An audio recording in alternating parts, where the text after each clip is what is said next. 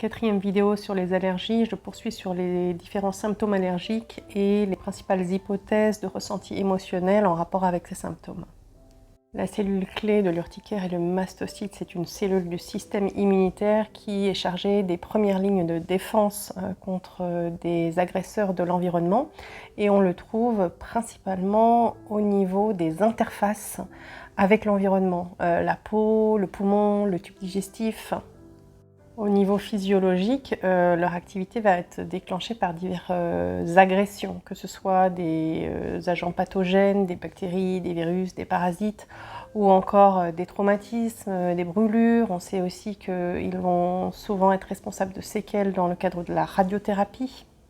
Donc les mastocytes sont comme des sentinelles en alerte vis-à-vis des dangers potentiels pouvant provenir de l'environnement et qui vont déclencher toute une cascade de défense en activant les réactions inflammatoires et immunitaires de l'organisme. Donc pour les personnes qui présentent des symptômes à type d'urticaire, les principales hypothèses, c'est que l'allergène vient réveiller un ressenti de danger, d'agression venant de l'environnement avec lequel je suis en contact. La réaction est souvent très vive au niveau de la peau et des muqueuses, donc il y a souvent un sentiment d'urgence, d'immédiateté dans le trauma initial.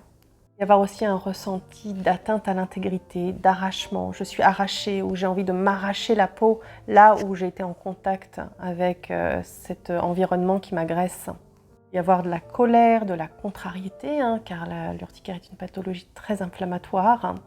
Et il peut y avoir un sentiment de séparation responsable d'un manque de protection.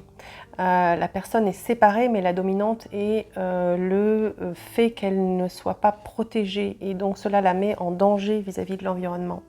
On pourrait dire que la personne qui se sent séparée, sans protection, devient à fleur de peau, hyper vigilante au niveau de ses interfaces vis-à-vis des dangers potentiels de l'environnement.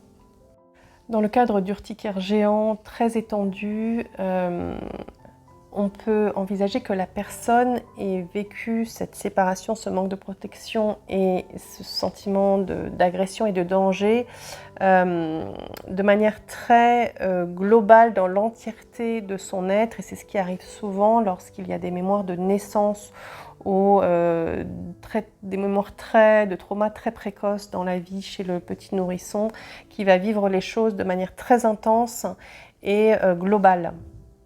Je vous donne rendez-vous dans la prochaine vidéo pour vous parler plus spécifiquement de l'œdème de Quincke.